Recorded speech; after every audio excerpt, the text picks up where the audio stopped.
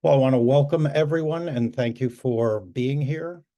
My name is Fred Lipschultz, and I am on the National Climate Assessment Team at the U.S. Global Change Research Program, or USGCRP. Before we get started, I want to draw your attention to the note in the chat box. Audio is disabled for all participants, but if you have questions or comments throughout today's session, please enter them in the chat. If you have any technical difficulties, please contact Izzy Fuller, who is our technical support person today. Please also note that all participants are expected to be respectful and considerate towards others as per the USGCRP Code of Conduct. Next slide.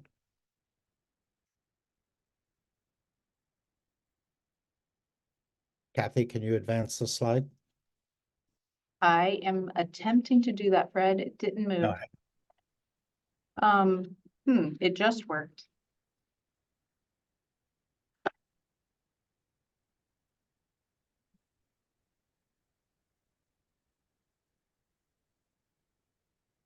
There we go.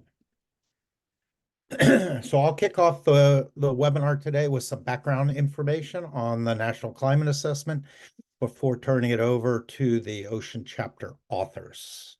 Next slide.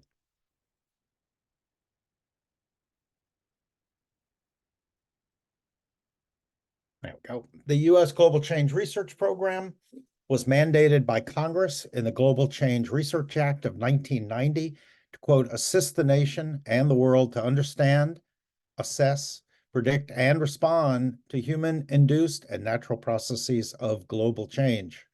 The program convenes 15 agencies to advance climate and global change science and to provide useful and usable information to decision makers. Next slide. The same law established the program also mandates a periodic scientific assessment known as the National Climate Assessment, or the NCA.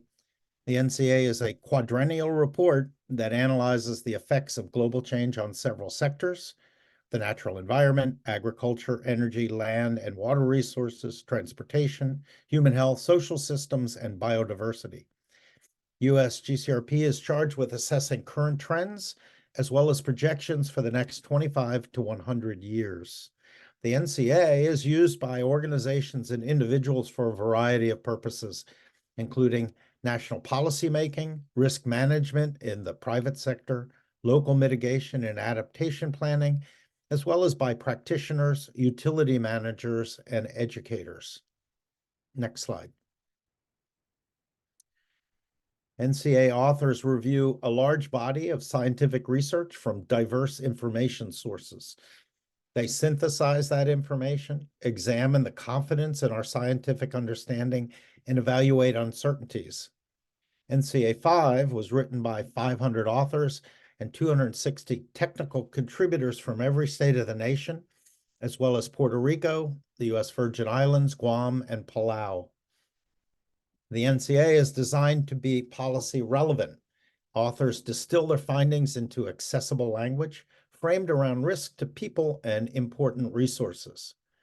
That said, the report is strictly not policy prescriptive and does not advocate for particular viewpoints or policy measures. The NCA uses a range of future projections to help decision makers understand the full extent of possible risks that can be avoided or reduced under different scenarios, and leaves it up to the decision maker to ultimately determine their risk threshold. The assessment is compliant with all applicable federal laws and policies, including the Global Change Research Act, as well as other laws that govern things like information quality, accessibility, and transparency.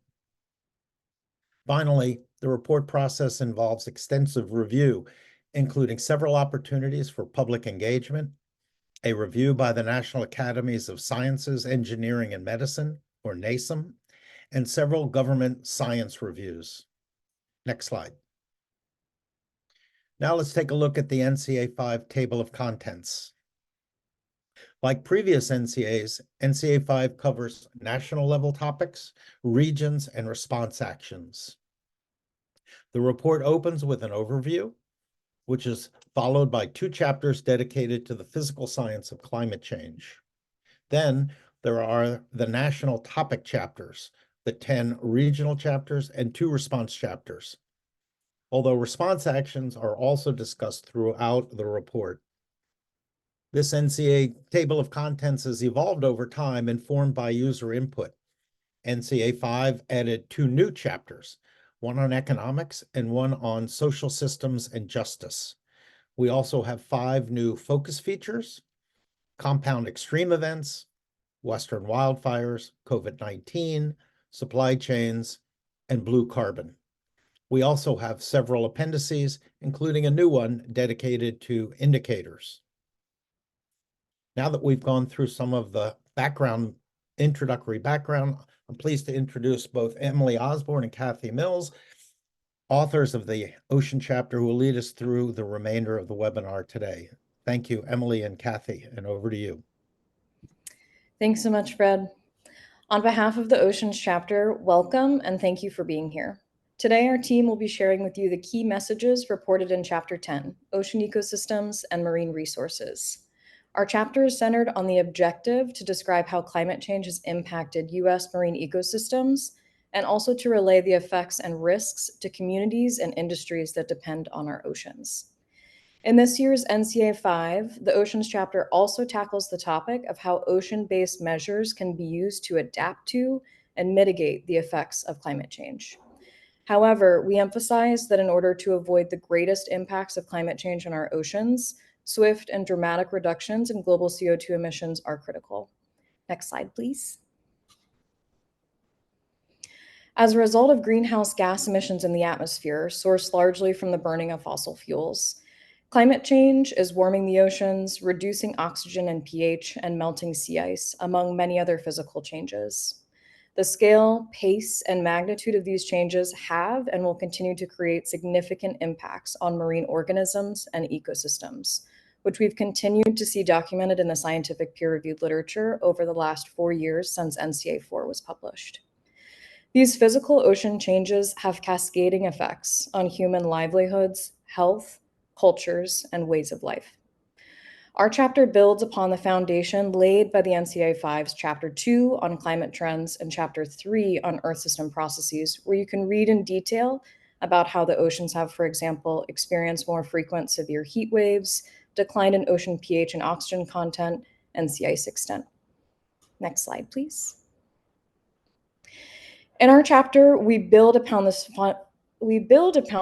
foundational climate change information to describe the unprecedented climate change impacts that are threatening marine ecosystems and human well-being. Critical habitats such as coral reefs, seagrass beds, and kelp forests have experienced large-scale degradation due to climate-related stressors, threatening their ability to support commercially and ecologically important fish, shellfish, turtles, and marine mammals. As a result of warming and other environmental changes, marine species are shifting their geographic distributions even faster than those found on land, and are also in some cases changing the timing of their seasonal activities. These changes have the potential to cascade from microbes to top predators across food webs, and observed shifts are sometimes decoupling predator-prey relationships and amplifying others. For example, shifts in species have reduced prey availability for seabirds, driving large-scale starvation events and breeding colony failures. Species that are cold adapted, fixed in place, or have complex life histories have been particularly affected by ocean warming and other climate-related effects. Among these, many protected and endangered species that have limited population resilience, such as multiple species of coral, salmon, and whales, are particularly vulnerable to impacts of unfavorable physical and ecosystem conditions. Harmful algal blooms, or HABs, and increases in pathogens such as Vibrio have become more prevalent in some regions, resulting in major beach and fisheries closures, impacting people's health, livelihoods, and recreation. Effects are amplified for Indigenous peoples whose long-standing social, cultural, and spiritual connection to the ocean are being altered. Subsistence harvests that are critical for food and nutritional security have been disrupted by shifts in species distributions, sea ice loss that limits access to these resources, and HABs that make food sources such as razor clams, Pacific walrus, and bowhead whales sometimes unsafe for human consumption. Next slide, please. The nature of climate impacts on US marine ecosystems is often unique to regional areas, as demonstrated in this generalized figure. However, these effects cascade through social ecological systems and have the potential to drive impacts on much broader scales. For example, extreme weather events impact shipping and supply chains, and harmful algal blooms in coastal areas can affect tourism. User conflicts, such as those involving the siting of offshore renewable energy and fishing areas, have in some cases created tensions in US waters. Next slide, please. In our chapter, we give special attention to a case study, a marine heat wave case study that illustrates how climate-induced disruptions to marine ecosystems have cascading effects on economies and communities.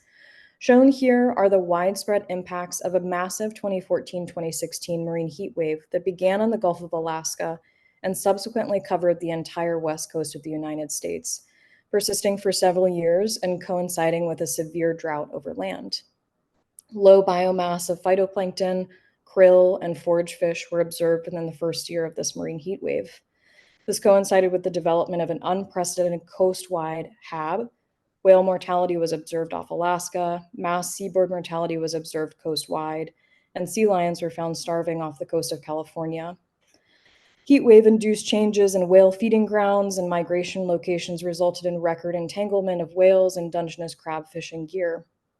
Fisheries disasters were declared across Alaska, Washington, Oregon, and California due to impacts on salmon, crab, cod, and sardines fisheries. Faced with suspension of the fishing season, fishers were forced to forego revenue or shift to other fisheries entirely. Adverse impacts were more pronounced for fishers with smaller vessels and businesses who suffered disproportionately large declines in participation and revenue. While the heat wave largely dissipated by 2017, the effects of the 2014 and 2016 heat wave have persisted in the form of lasting ecological changes and new adaptation measures designed to mitigate negative impacts that are anticipated for potential future marine heat waves in this region. From here, I will pass it over to Kathy Mills, our Oceans chapter lead author, who will step us through the remaining chapter key messages. Thank you so much, Emily. So we started, as Emily just reviewed, looking at impacts of climate change on ocean ecosystems and interconnected social systems. And our next key message focused on impacts to the marine economy. So the ocean-related economy is valued at over $780 billion. And climate change is impacting many ocean economy sectors, including fisheries, tourism, recreation, transportation, and energy.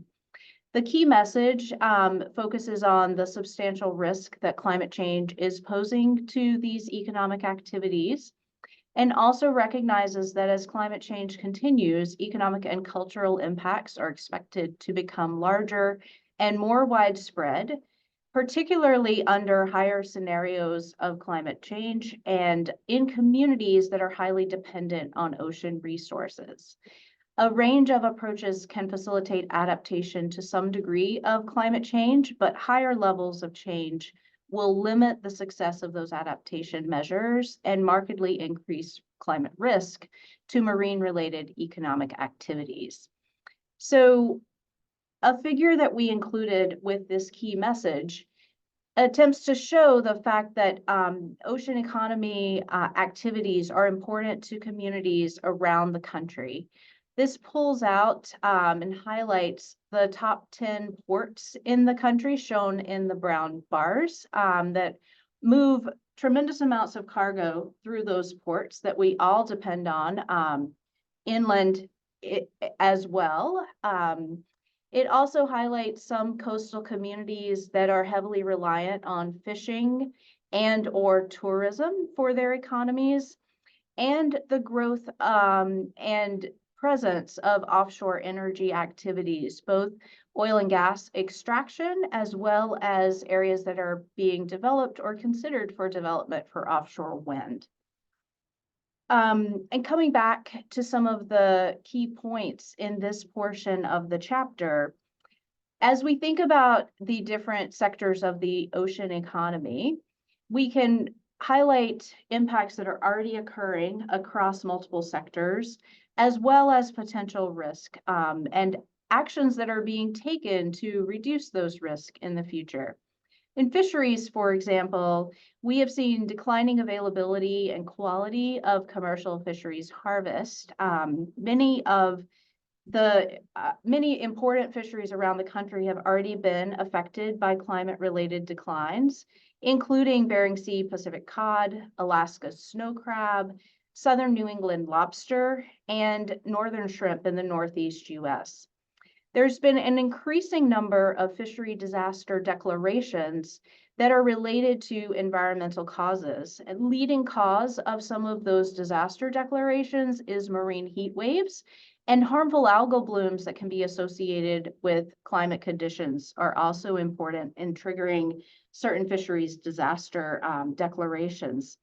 These fishery disaster declarations have resulted in a loss of more than $3 billion in revenue and have required more than $2 billion in federal funding. Over the next century, as we look ahead, we expect climate change impacts to continue to be felt in a number of fisheries in all regions of the US, including some of our highest value fisheries like snow crab in the Bering Sea, walleye pollock, Pacific cod, American lobster, and Atlantic sea scallops. The projections for potential fishery losses are twice as high under the high emission scenario RCP 8.5 as under an intermediate emission scenario RCP 4.5, indicating that efforts to reduce the extent and magnitude of climate change and temperature increases associated with that change will have major ramifications for the future of fisheries. It's also really important to recognize that the impacts that are being felt are not equally distributed across society. The impacts tend to be greatest and have the greatest implications in rural resource-dependent communities where fisheries represent a large portion of economic activity and other economic alternatives may be more limited. Tourism and recreation currently represent the largest sector in the ocean economy and contribute around $275 billion of economic activity per year. So climate change is affecting ocean tourism and recreation in several ways. As temperatures increase and seasonality changes, the expansion of the period of time that feels like summer can contribute to a longer coastal tourism season, but much of the coastal infrastructure that supports tourism is also in a zone that's being affected by sea level rise and increasing and changing storm patterns. Sea level rise, harmful algal blooms, macroalgae blooms, as well as the loss or decline of species that support tourism, like coral reefs and whales in some areas, can have important implications for the future of tourism activities in certain areas. The transportation sector is being affected by changing shipping passages and also are taking measures to reduce their emissions. As sea ice loss has increased and there's been the development of longer open water seasons in the Arctic, the Atlantic Pacific transit of goods via the Arctic has also increased. We've seen over time declining emissions from recreational vessels, and the shipping sector is implementing greenhouse gas reduction measures that take a variety of different forms. In terms of the energy sector of our economy, we are right now, much of the energy extraction from ocean areas is through hydrocarbon extraction. And we are looking at the potential expansion of offshore renewable energy, particularly the growth of offshore wind. The White House has set a national goal of obtaining more than 30 gigawatts of energy from offshore renewables by 2030. This growth is expected to bring jobs and economic benefits to certain coastal communities, but the ecosystem impacts and interactions with current ocean uses are still being determined. Many of our ocean economy sectors are adapting in a variety of ways and at a variety of different scales. So some of the adaptation measures that are being undertaken are incremental or adjustments within current operating procedures. Others are more systemic, but can be made within the context of our current management systems. And we are also seeing larger, more transformative changes taking place as people and different sectors plan for some of the future changes that they are facing. And these adaptation efforts are also taking place by a variety of different actors. Individuals can take certain actions. For example, commercial fishers might choose to follow the fish that they typically harvest as they move with warming waters, or they might choose to change the species that they target. Communities are making investments in infrastructure and are considering the options for climate resilient shoreside infrastructure as they look to the future. Certain ocean economy sectors are adapting in different ways. For example, tourism operators may modify the types of opportunities that they try to present to their clients. And then there's also broader cross-sector considerations of changes across multiple ocean activities and economic sectors that involve looking at future scenarios and planning for changes within and across sectors under those scenarios. All right, I'm going to move on to our third key message, which focused on the fact that the future of our oceans depends on the decisions that we are making today. Future risk to marine ecosystems, ocean resources, and people will be substantially reduced by implementing adaptation and mitigation actions now. Responding swiftly to climate change can improve outcomes, reduce cost, promote resilience and equity, and allow the widest possible suite of adaptation solutions.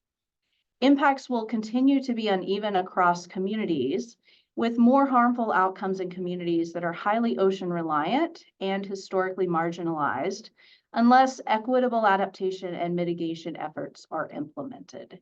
So to break this down a bit more and to go into greater depth, essentially what we are seeing is that what we do today to reduce our carbon emissions and build more resilient communities and economies will determine how climate change will impact our oceans and the many people, businesses, and communities that depend on them.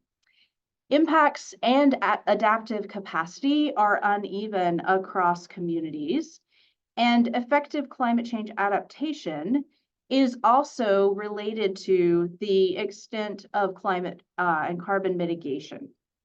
Fully scaled up ocean-based mitigation could provide about 25% of the greenhouse gas emission reductions that are needed to meet global pledges, such as, in particular, a global target of no more than 2 degrees Celsius temperature change. However, in terms of ocean-based mitigation options, there are many questions that remain about effectiveness and scalability of solutions that still need attention and need to be addressed and resolved. Mitigation, these types of solutions can include protecting and restoring blue carbon ecosystems, considering ocean-based carbon dioxide removal options, and harnessing wind and wave energy as renewable energy sources. Also, within this key message, we focus attention on the fact that when and how we act to reduce emissions will determine the range of options that we have available to us to adapt to ocean changes. And those adaptation options shrink as climate impacts continue or worsen. One example of that would be habitat protection for coral reef ecosystems, for example. As climate change progresses and warming and acidification increase, we may have to turn to higher cost options such as coral translocation or other forms of assisted adaptation rather than protecting and enhancing coral reefs that are already present in a given system. So it's important to recognize that adaptation strategies, as we just saw in the previous figure, can be deployed at multiple organizational levels and by multiple actors. And local knowledge and values can be incredibly important in determining efficient, enduring, and equitable adaptation solutions. So we include a figure with this key message that attempts to contrast the future of our oceans under a low emission scenario versus a high emission scenario, with some key differences between these futures, looking at a more diverse suite of adaptation options, but perhaps more local trade-offs associated with high mitigation actions under a low emission scenario. Whereas under a high emission scenario, there may be fewer trade-offs recognized at local scales from mitigation efforts, but the suite of adaptation options that are available may be substantially narrowed. And we conclude this, this message in our chapter with an outline of some data and research needs and considerations as needs and opportunities. So these relate to data and research, recognizing that the observation and long-term monitoring systems that we have in place are incredibly important for being able to detect and track changes. So the expansion and coordination of these programs into the future is important as a core information base, a core data that are needed to understand climate change and how it is impacting our oceans. Indigenous and local knowledge can also provide important observations and understanding of ecosystem change. So incorporating this knowledge into our knowledge systems is an avenue that should be and can be expanded in the future. There's a need for improved data availability and accessibility as well. In particular, we noted as we worked our way through this chapter and seeking evidence for some of our key messages, there's a paucity of socioeconomic data, particularly at local scales, and that is able to support an evaluation of outcomes related to certain actions that might be taken. There's also very limited data in the US Caribbean and affiliated Pacific Islands to understand climate impacts as they permeate through ecosystems and to social, interconnected social systems as well. We recognize a need for information, for data and information developed from it to move into decision environments. So developing information that can support decisions, that goes beyond just data, just the numbers, to products that can align with decisions that managers or individuals or industries are facing is incredibly important for future attention. This might include forecasting efforts at subseasonal to decadal scales, as well as long-term climate projections. And this can be facilitated through operational ocean modeling and decision support systems.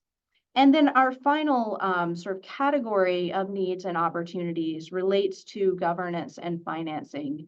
We recognize a need for inclusive participatory frameworks to support equitable deliberations and to in particular, bring voices to these conversations that may represent unique viewpoints that have historically been marginalized or not been intentionally engaged in these discussions.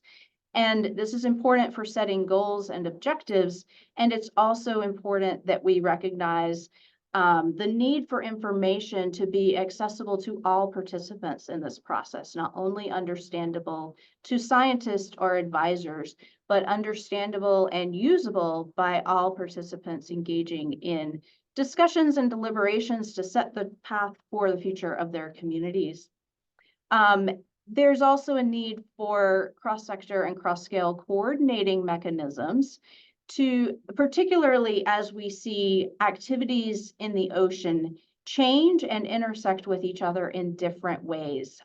Thinking about approaches that can enable planning efforts and decisions to be made across multiple sectors will be increasingly important moving forward under some of the climate impacts that we are observing in the ocean. And it's important to recognize that financial support and incentives will be important for putting these measures into place. So just we'll wrap up with a highlight of our key messages again to remind you of what you've heard in the preceding slides. First, climate change is altering U.S. marine ecosystems in unprecedented ways. It's affecting marine species and creating cascading impacts to human livelihoods, health, cultures, and ways of life. These changes pose risk to major marine economic sectors, including fisheries, tourism and recreation, transportation, and energy. And these risks can undermine critical connections between people and the oceans, especially within Indigenous communities. Swift implementation of equity-focused adaptation and mitigation could help limit future risk. With that, I want to acknowledge the many authors that contributed to this chapter, some of whom are on the call today to be able to answer questions. And so hopefully you'll hear from several of them in the future, as well as Andy Rosenberg, who is our review editor, and our USGCRP coordinators, including Fred, who you heard from at the beginning. So with that, I appreciate your attention and thank you for joining. And I hope we can now move into a lively question and answer period. Thank you.